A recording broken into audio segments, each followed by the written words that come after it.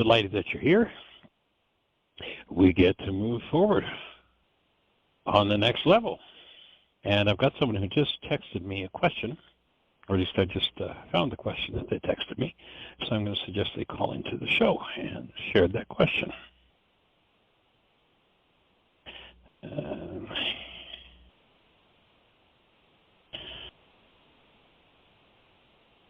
Lines are open. Okay. Excuse me for completing that. It was just something that just popped in as I opened my phone. And delighted that you're here, that we're going to move the conversation about the first century Aramaic language and its understanding forward.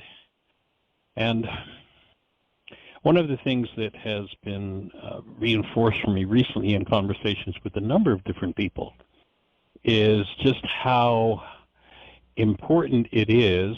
And one person was saying, wow, I watched this, why is this happening to me again workshop, and you know, I'm realizing that I've built the brain cells and now it means so much, and other people have listened to it and they go, so what? And that's true. The whole process is one of building the brain cells. And yes, you'll hear me say the same thing over and over and over and over. However, what we're looking to do, one, is to facilitate the undoing of the false. And until the brain cells that represent truth are strong enough, the false is going to run the show. So an important part of the process is weakening, forgiving the energetic patterns that form realities from carbon-based memory, to interrupt those, to literally, on an energetic level, on a physics level, to de-energize those patterns of thought disorders, and to replace them with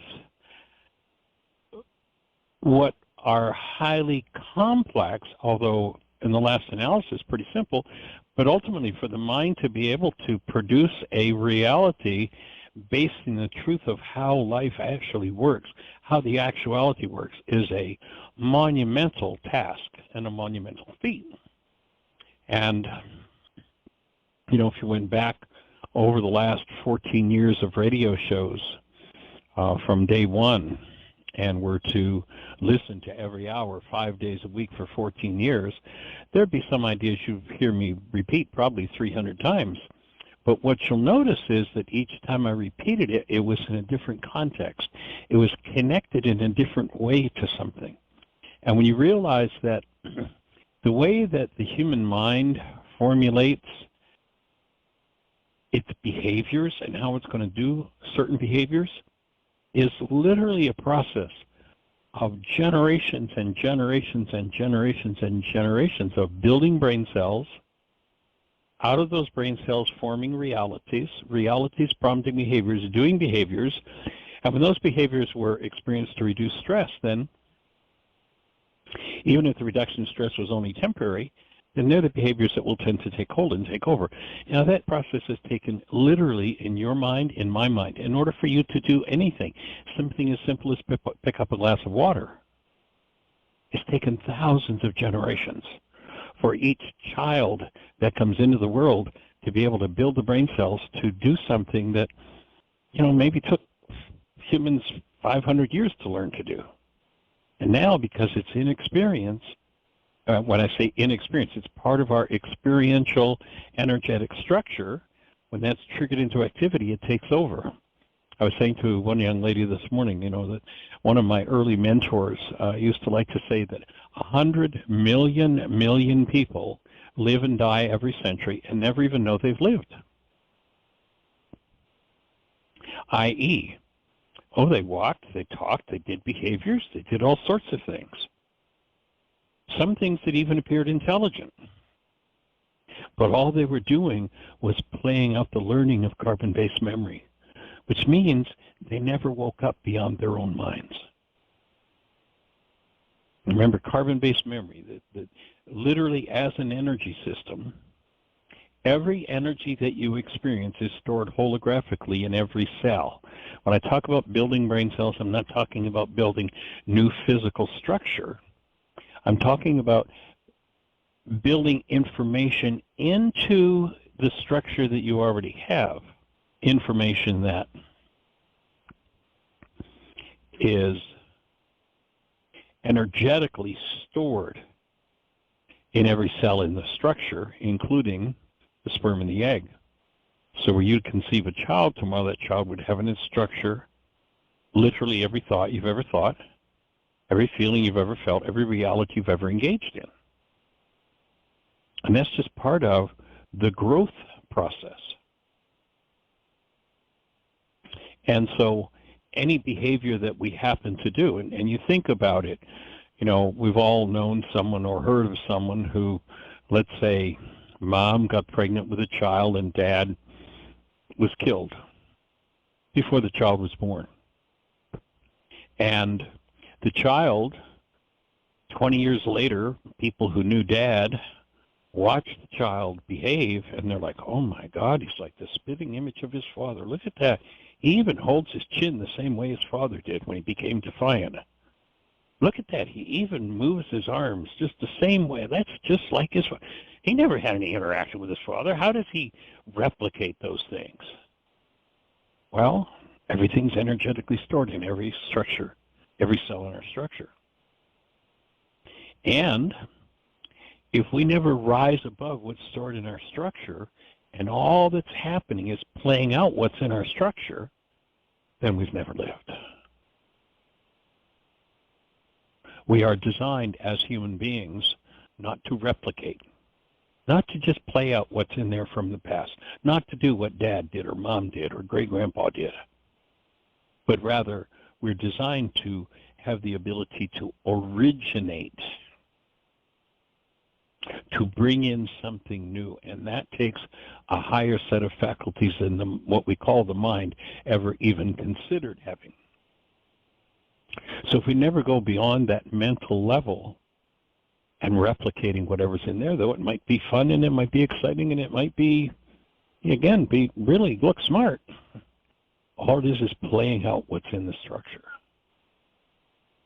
When one chooses, the whole essence of this work is to choose to become conscious, to choose to pick a pathway in life, a way that I choose to function, a code of behavior, code of ethics, we call it a personal code, that I choose, not one I inherited from my ancestors, but an actual personal code that's in harmony with the truth of who we are. And when I do that, that means there's probably going to be a lot out of the generations that's going to have to be undone or forgiven, a lot that's going to need to be removed. And that will be literally a lifetime of work. And then to replace those things that otherwise would have been run by the automatic decision system, so it would have just replicated what dad or granddad or whatever did, is to originate something new. No, I choose not to respond out of hostility. Well, how do I choose not to respond out of hostility when somebody does this and bang, there's that hostility? Well, here's how you do it. You apply forgiveness to the responses from your replicate mind until you've removed that response.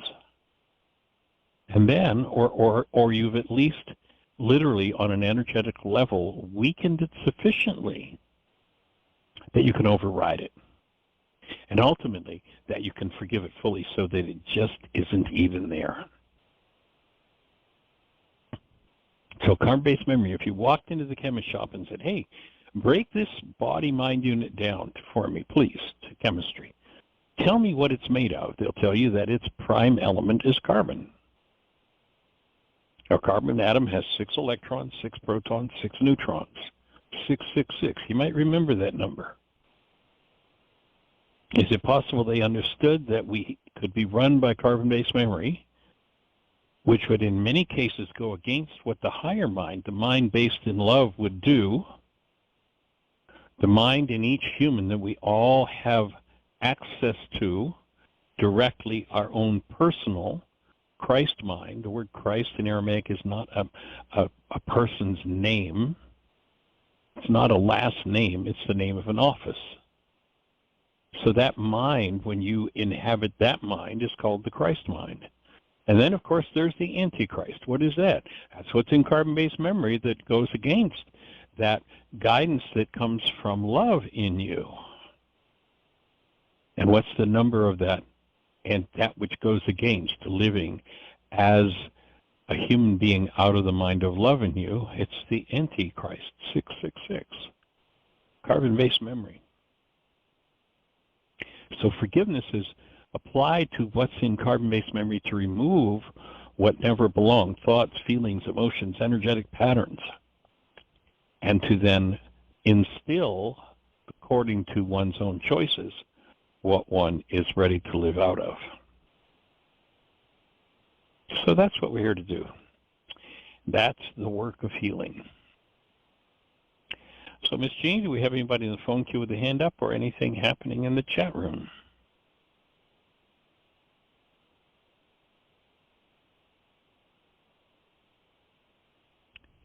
It is all quiet. Okay. Is Jamuna on by any chance? No, she's not. Oh, Celinda just raised her hand there. 541, you're on the air. Okay. Hello, am I the only 541 available now? You're it. You're with us. How are you, young lady? I am fine, thank you. Good. How can we support you today? What's your question about?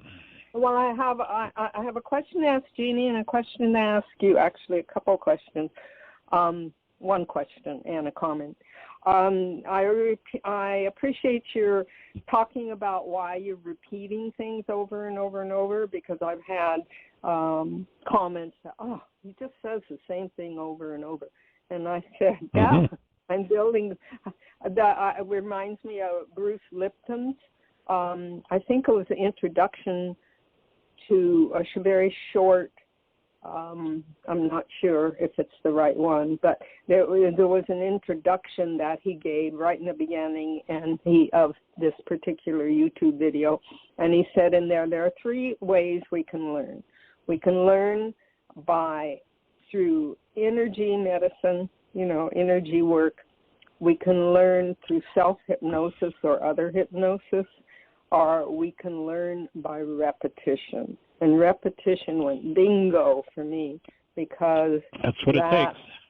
Yep, the repetition, that's what we learn. That's what Dr. Tim was talking about, or you were just talking about, I'm sorry. Yes. Just talking about the continual repetition that, no matter how conscious you're trying to be, some of that stuff gets through, and then we have to do our cleanup work.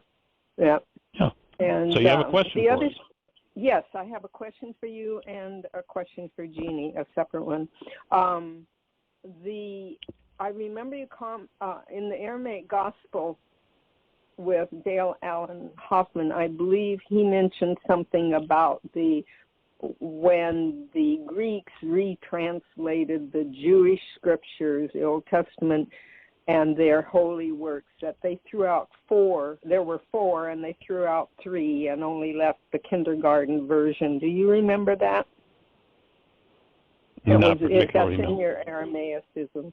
I was just wondering if those other 3 versions are still floating around somewhere, or if they're lost. And I kind of what I just thought about out of curiosity, not that I'm going to go chase after them, but what I thought about out of curiosity is that I wonder if the Kabbalic mystical system of Judaism might still have at least pieces of those that were lost.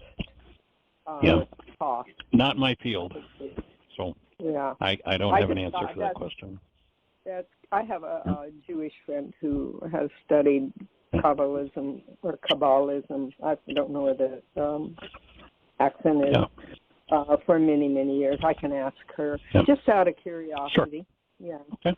And awesome. And my question for Jeanie is, since you all do have quite a bit of experience with the 12-step programs,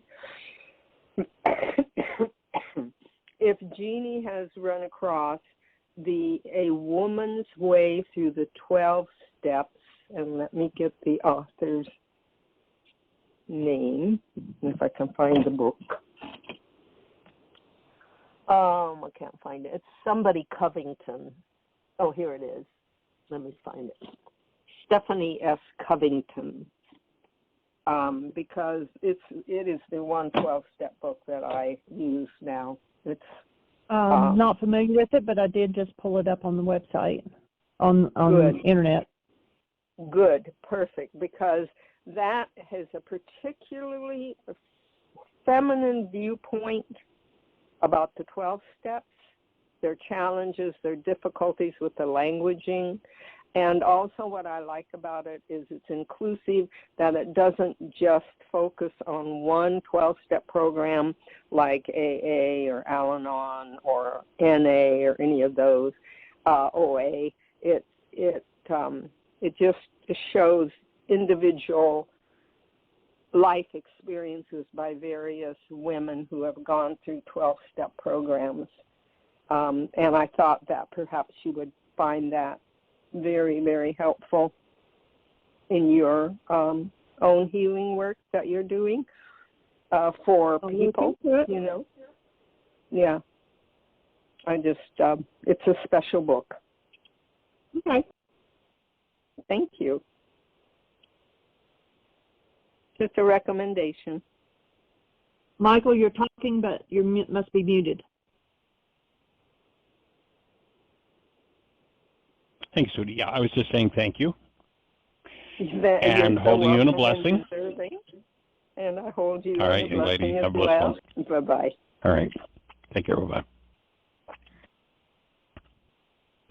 So, Ms. Jeanie, before I move into the next step, do we have anybody in the phone queue with a hand up or anyone in the chat room? Oh, now I'm muted. Yes, you were. No, it's all quiet. Cool. All right. Well, let's move into, we've talked about, we went through the, oh, okay, great. Let's say hello. Miss Susan, 610, you're on the air. Hey, friends. Welcome, dear heart. Howdy. Hello. Howdy. Well, I think I know what you're going to say, but I want to ask you this anyway, Michael. And Jeanie, too. Do you have to like a situation or like a person in order to hold a space of love? I would say no, but Michael might say something different. Thank you. No, I'm right with you. No relationship. Okay. The place where we're most, my offering would be the place where we're most deeply called to hold a space of love, which means that in this situation, I'm going to keep my human life, love present in my mind and body, whatever's moving in my mind or body and whatever's moving in the world.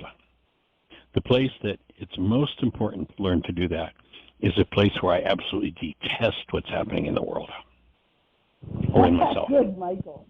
Yay. Okay. Well, that's so wonderful. Then no relationship to liking or not liking it. They're the places where it's like the gymnasium. You know, who likes to go into the gym and work all those muscles and sweat? Well, there are some people who do. I never particularly enjoyed it. But, you know, if you want to become the World Weightlifting Championship, you got to go into the gym and you got to work out. And you got to sweat and you got to bleed. You know, all that has to happen. It's all part of the process. That's so good. I've got to be careful now because I feel as if you've given me permission to not like somebody that I already don't like. And so, but the only requirement of the law is that you keep love conscious, active, and present in you in interaction with them. In order, and the law meaning how it works to be a human being in order to stay human. Right. Okay. So this is a little tangent. It's the same sort of question, but you often talk about premature enlightenment, or you have another word for it. Premature positive thinking. Premature positive thinking. Big challenge. And I've been thinking about how wonderful it would be to be able to feel happiness, to feel joy, to feel bliss, to realize in my gut that we are all one. And yet when somebody says, after all, we're all one, and with one swipe of the back of the hand, my whole human situation has been blown off the table. I'm not there yet, and so if somebody says that, I feel as if I've got to make a fast retreat because I'm so deeply lacking in experiencing that. But I found a fantastic quote which I want to read. I'm reading this excellent book called The Lost Art of Dying by a medical doctor and also a very religious woman in her own creative way. She's not dogmatic or anything. Right. Her name is L.S. Dugdale, D-U-G-D-A-L-E. And if you ever felt like reading that, it's such a downer of a title, The Lost Art of Dying, and yet it reads like a novel, and she brings up the most amazing issues because she's witnessed lots and lots of death in her Sounds like an inspiration. Oh, it's amazing, yeah. She talks about a poet named Christian Wyman, and I'm quoting now from the book. Wyman characterizes himself in his earlier years as an ambivalent atheist who struggled with an inchoate loneliness and endless anxieties. But at some point he found faith. That's in quotes, he found faith, which he says is fundamentally different from religion. Although now a church regular, Wyman remains ambivalent about religion, and I could add, I am the same. I'm observing Holy Week in my best way, and I love so much about it, but I remain ambivalent. Anyway, I continue. Although now a church regular, Wyman remains ambivalent about religion, its institutions, and as he says, the whole goddamn shebang. But he cannot stop himself from believing. He writes, and now this is him quoting, him speaking. One doesn't follow God in hope of happiness, but because one senses a truth that renders ordinary contentment irrelevant. That's a tough sentence. I'm going to read it again, and I had to read it twice myself.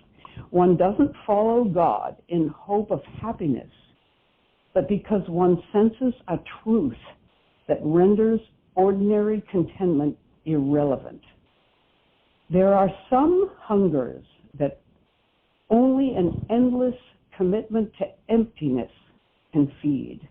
That's like Dr. Tim reading The Way of Knowing and saying, we know nothing and you need do nothing. So anyway, again, that's powerful. There are some hungers that only an endless commitment to emptiness can feed, and the only true antidote to the plague of modern despair is an absolute and perhaps even annihilating awe. And then he quotes Abraham Joshua Heschel, this wonderful Jewish mystic, who says, I asked for wonders instead of happiness, Lord, and you gave them to me. Reading this, that he chooses the annihilating awe as his connection point with the universe and with God and with all that he doesn't know. It's a feeling I can do. I do it a lot. And so I feel as if I just found a way to participate in what other people can call enlightenment or bliss or even happiness or even contentment. I can feel awe, and I bet you do too, even though you get maybe disgusted about the way things are going. The awe is there. And I just couldn't stand it. I had to quote that to you. Over and out. That's it. Sounds right on track to me. I'm with you 100%. And basically, what needs to be annihilated? Everything in us that does not come from love. Atheism comes from not love. Atheism comes from separation from love and recognizing the words love and God are equal. They are one and the same. Love, God, truth are all describing the same thing. And we have conceptions in churchianity of what God is, and it allows certain, let's say, political minds to say, oh, those horrible people coming across the border, you know, those people who we allowed American corporations to destroy their culture, and now we have drugs and they're running from it all.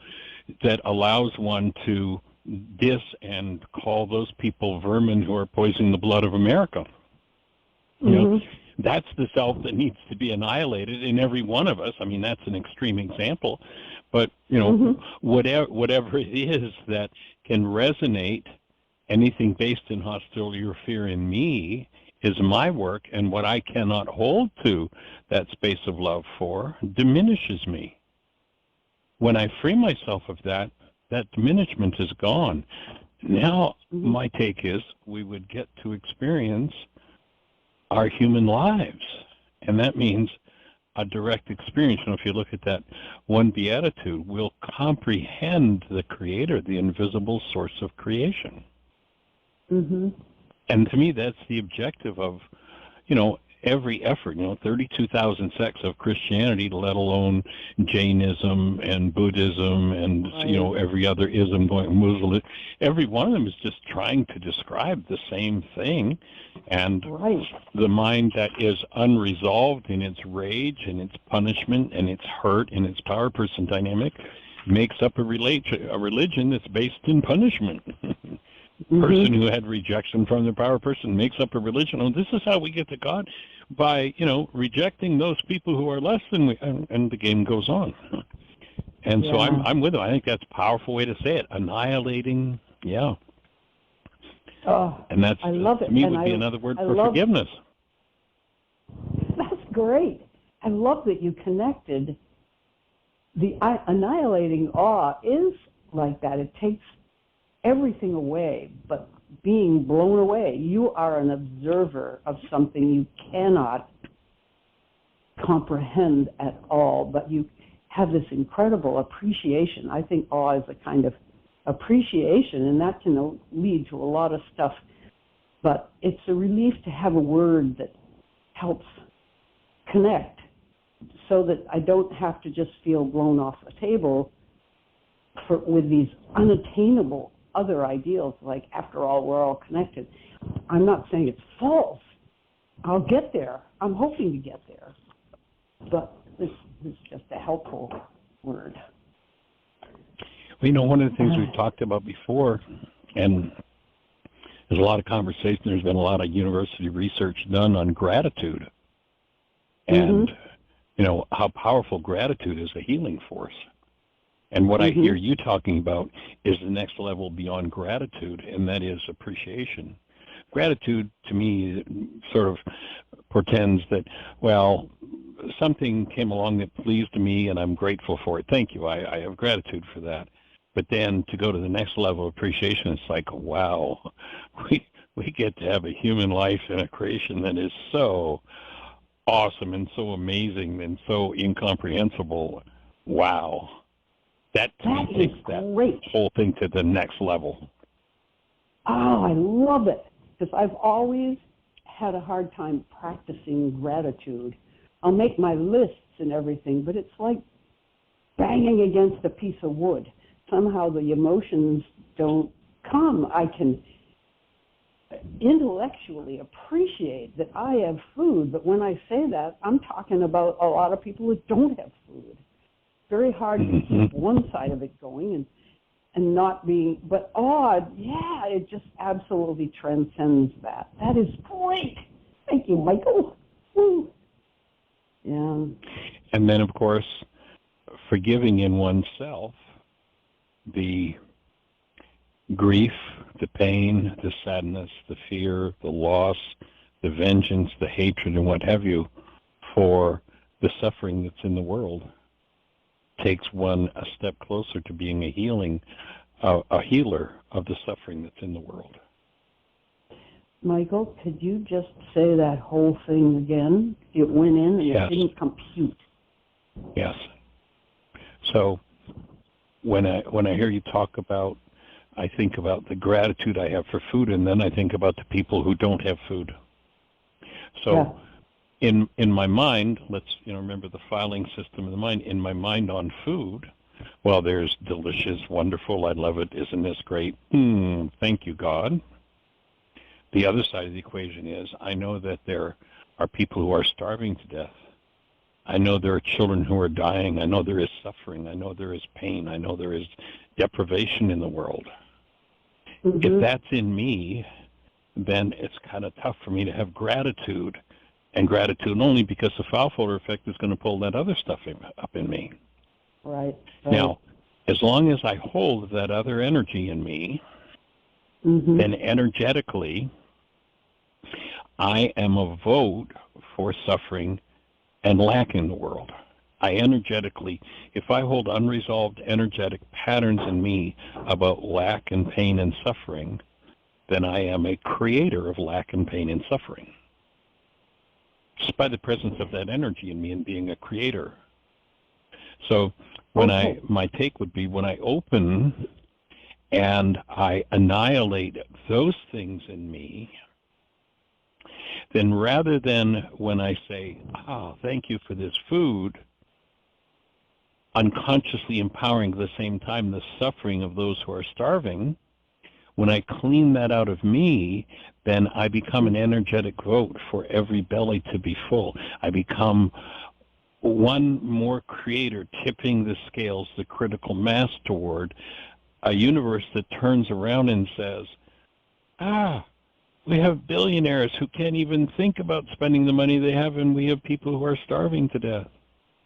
Yeah. And I become the energetic vote for there's enough for everybody to have it all. Then the whole system, in just one little small way, by me doing that, reorganizes itself around that creation, where there's enough for everybody to have it all.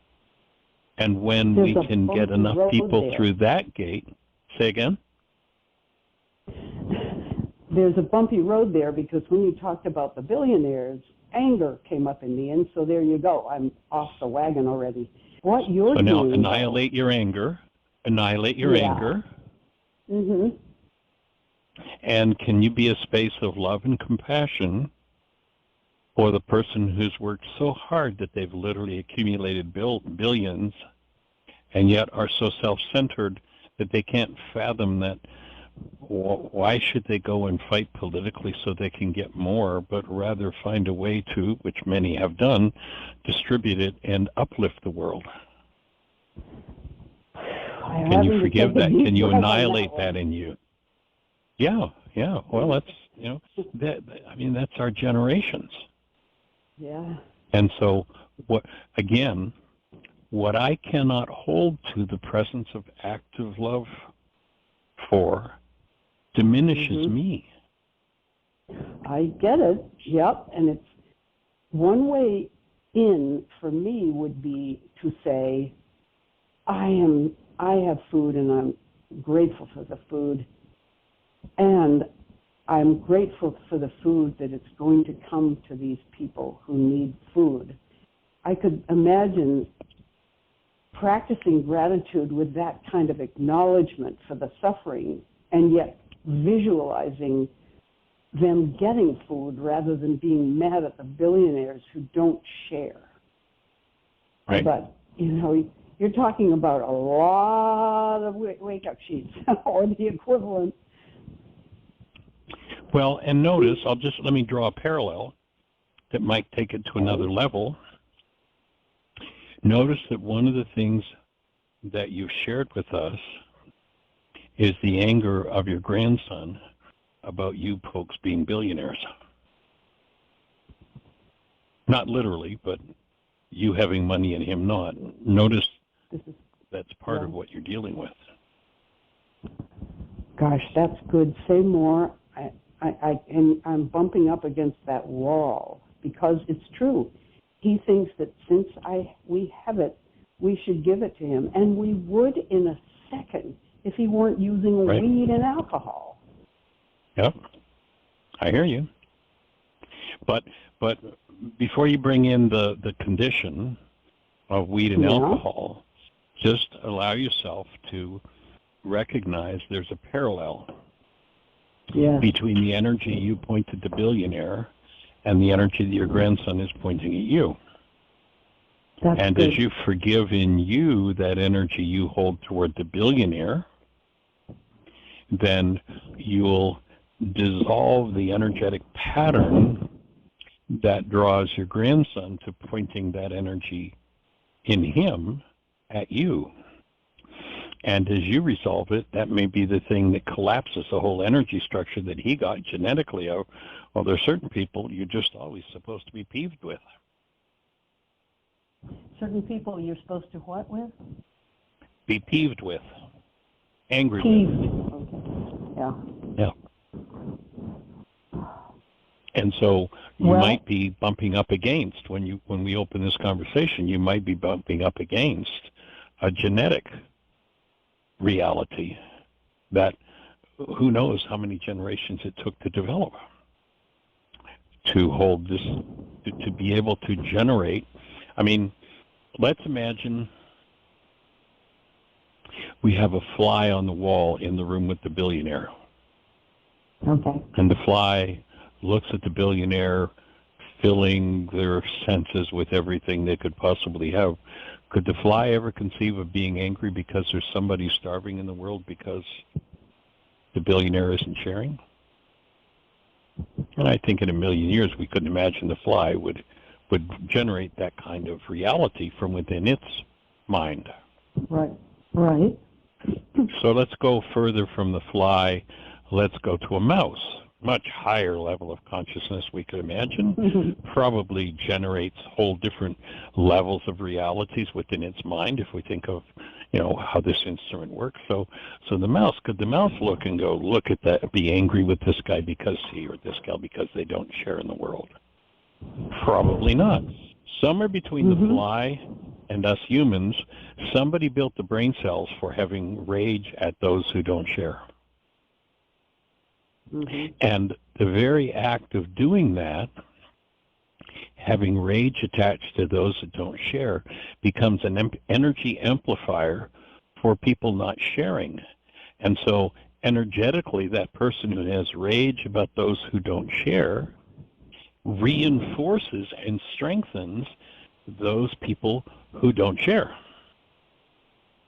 Because we're in an energy universe. They are an energetic vote that perpetuates that particular state in the world. So when I go inside myself, I face that and I annihilate that. When I go to that all-pervasive love and surrender this rage at and heal this rage, then I become one more vote in an energetic world that creates the inclination for everybody to realize there's enough for everybody to have it all, and we're here to be the presence of love with and for each other. Wow, that's fantastic. I feel as if I need to write down the steps that would take my mind from that old script to the new one. And man, it's amazing because my family were hard-working, middle-class, counting every penny. Father working very, very hard to support his family. Secondhand clothes invented, unlabeled, cans in the kitchen. And Tim's family, who surely somewhere along the line, they were probably people who had to work that hard, but they became wealthy and they could pass their wealth down, and they had access to great educations and brilliant people and lots of assistance along the way. And yet we're talking on both sides about people not sharing in various ways. The mindset comes from both lineages. Right. And it's really in there. So now, remember, Yes. we live in a resonance universe. So Yep. if I hold in me rage about how people are suffering because of this person, how this behavior is disgusting, how, you know, the whole list, when I Right. walk into the room with the billionaire, I walk in as an energy field. Mhm. And what energetic patterns do I resonate in the billionaire who probably worked, you know, the way you're talking about Kim's family working, the way you're talking about your family working, but made it and never resolved the selfishness gene. Right. Perfect. So am I a space that reinforces that in that person? And we could be Mhm. talking about anything, you know, if we're talking about anything from, you know, the way education works to sexual integrity to anything in the world. If I walk into the room with a particular mindset and through rage and pain reinforce the energy of that mindset, I'm a very powerful vote for that mindset continuing in the world. Much as I hate it, energetically, I've lent my power to it. I'm a creator of it. So am I able to take that back, surrender that to the presence of love in me, soften my chest, soften my throat, soften my neck, soften my feet, soften my legs, and breathe into every part of me that holds that pain and trauma around whatever that situation is. Let the active presence of love flow into that so that all of that melts. And now stand as a space of active present love, supporting fully, wholly with every aspect of my being, the act of every person in the world waking up and knowing that we are all cells in one body and there's enough for everybody to have it all. I just created a whole different world. And Yeshua says, which we've repeated before, a little leavening leavens the whole loaf. He's not talking about bread. He's talking about any particular outcome in the world. But I can't be a Napsha, as we talked about the other day on the show. I can't be a Napsha divided against itself. Where in my Napsha, in my created essence, being, love, I go, yes, love, abundance, everybody's got enough.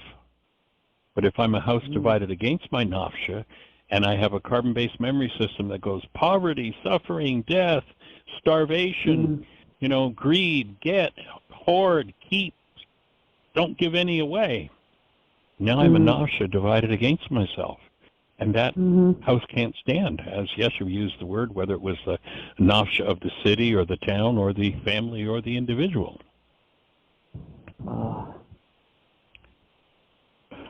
And so to undo, you know, we've come out of physiologically a world based in survival, and based in survival meant a lack of the awareness of being, of creatorship. I talked to someone the other day that was doing a lot of processing around the loss of money, and this person recounted how a memory at about age 9, mother taking money from him, and then went through right up to where a major corporation failed and went bankrupt and literally took $1 million of retirement funds. But the repeating pattern, like, you know, a dozen times through one's life. If I hold that energy and I refuse to open the veil of my own temple and resolve the underlying mind energy of loss, then every time I think abundance, I resonate what's hiding in my mind, loss. And I become a creator of loss in the world. Even though I'm saying I want everybody to have it all. If I haven't resolved my own loss energies, then I'm a creator of loss. Especially in the places where I most detest it. Because that's where it gets the most energetic oomph.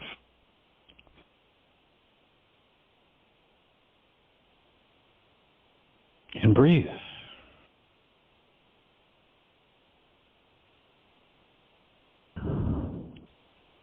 So what do I need to annihilate in myself? I like the way he said that. That's it. It's all of that. And when you look at the survival mode that people have lived in, I mean, the starvation, the deprivation, centuries of war and insanity. What did each of our genetic systems come up with? And what do we need to face to be freed of it? And the first way, because the denial system is so powerful in people's minds, the first way they get to face it is in their projection on others. They're feeling it, but the picture in their mind, the structure, the reality structure in their mind, the construct of the mind is, see, it's about them. That's why I'm feeling this. No, I'm feeling this because this is what's in me. Am I willing to have that annihilated so that I come from the state of a creator that is literally an expression of conscious, active, present love?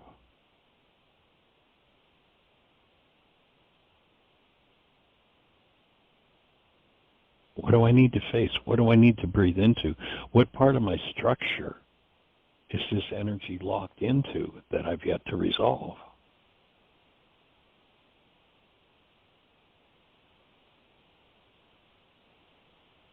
Which leads me right back to my question of not liking a situation or a person. Because right then, you are nose to nose with the whole shebang, the whole issue. What's needed in me. So, but the implication is that we will end up liking. We will end up liking.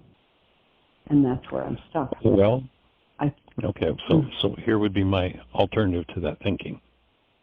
Okay. First of all, when I say I don't like Bill or Harry or Mary, I'd offer that there is no one in the world that you or I have ever disliked. But we have brain cells for disliking. And so I can put those brain cells, I can use those brain cells to build a picture of Mary. And Mary walks in the room and I don't like her. Well, actually what happens is dislike comes up in me and I hook up to my brain's image of Mary. But then Bill comes in and, oh, I think Bill is the greatest thing since sliced bread. So all of a sudden now I have like in me. But that's all what's inside of me. It doesn't have to do with Bill or Mary. I can take anything, my hate, my fear, my rage, my grief, my joy, my aliveness. I can take anything and put it into my brain's image of someone who shows up. But as long as I'm living in perception, everything that I haven't dealt with, I project into my brain's image of this construct in my mind. And when I realize that I'm feeling it, I get to own it, and then I get to realize it's not about the billionaire or about the person suffering or about. It's about what's going on in me. So now, if I resolve that, if I choose to forgive that, remove that energy, then whatever goes on in the world, whoever shows up, Bill or Mary, I'm the same. I am a conscious human being, the active presence of love. And like or dislike is all a structure of perception, has nothing to do with it. That's all about the mind of man. Mm-hmm.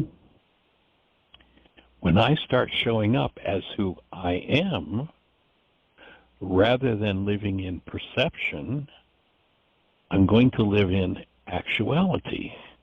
Rather than to bring the circle around to the beginning of our day today, rather than living in carbon-based memory, which has brain cells from all sorts of stuff that's never been resolved, rather than living in perception in the constructs of the mind that I think are actually pictures of what's going on out there, rather than pictures painted on the inside of my eyeballs by carbon-based memory, I bring my being, active present love, to whatever's going on in the world. And there's no question of like or dislike. It's just the active presence of love. I show up as who I am.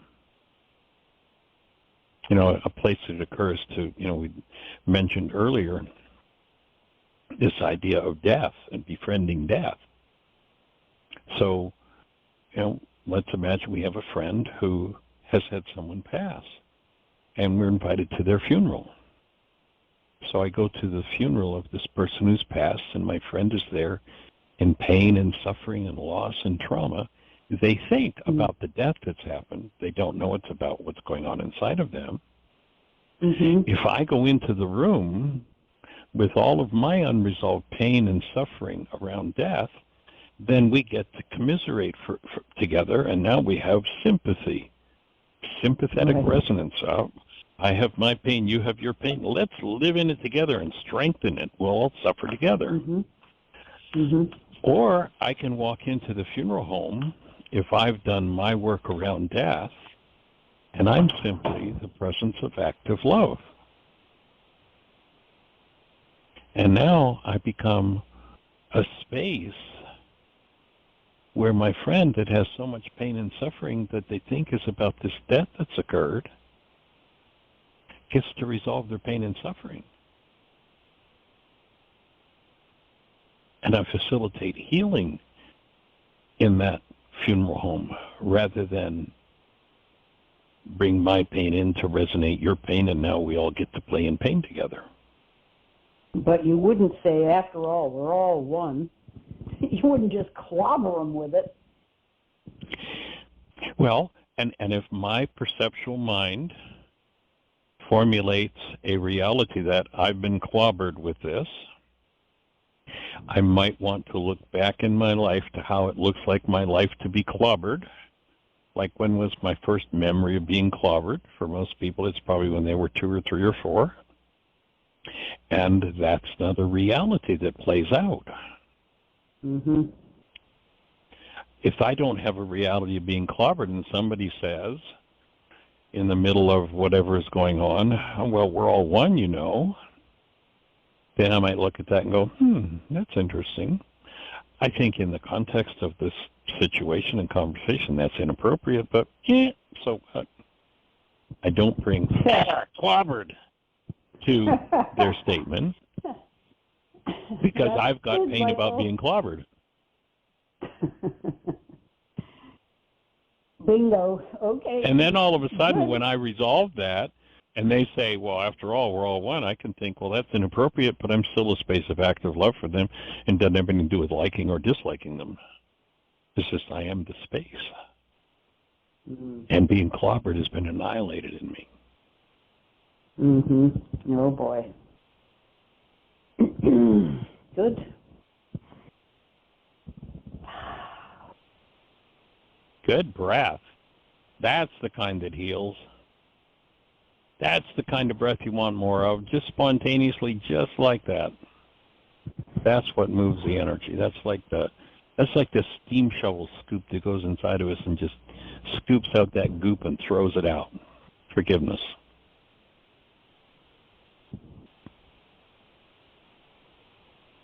What is baptism?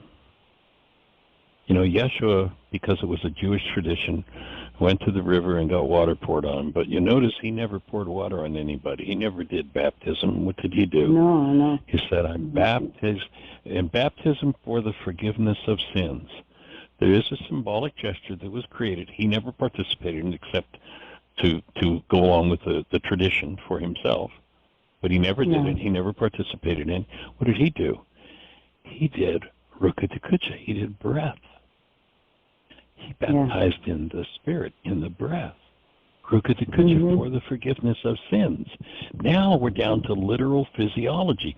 What I hold my breath in the presence of, I reinforce and intensify more pain of it.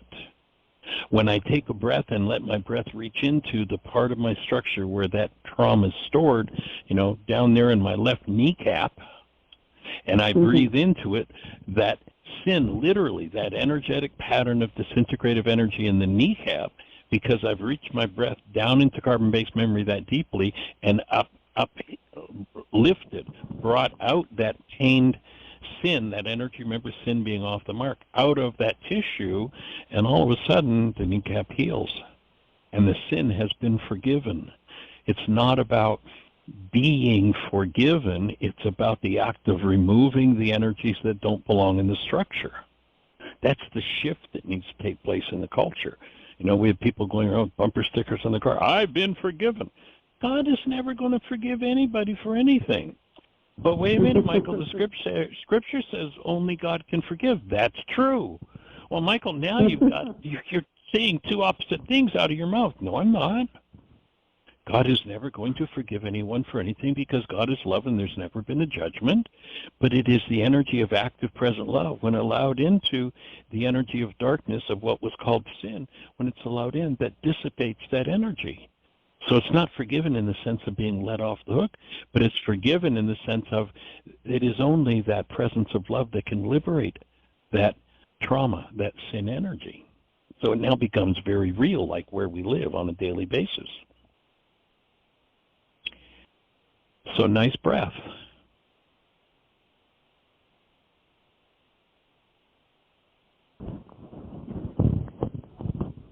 Enjoy giving it.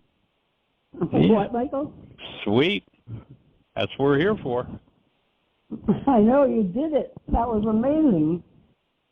You went all around Robin Hood's barn and didn't miss. You followed me into the nooks and crannies. Thanks a lot. That was good. Honored and delighted. And appreciation to you for having built the brain cells and the commitment to keep going for it and to keep opening the refinements of it, because that's what it takes. So thank you for creating the space for it. It's appreciated. Oh, you are very welcome and deserved. You are a major contribution to this work. Thank you. Thanks, Michael. All right, dear heart. You too. Well, the show has informed me that we're complete. And so I'll just say to everybody, thanks for joining us. Have the best year yet of your eternal life, and blessings.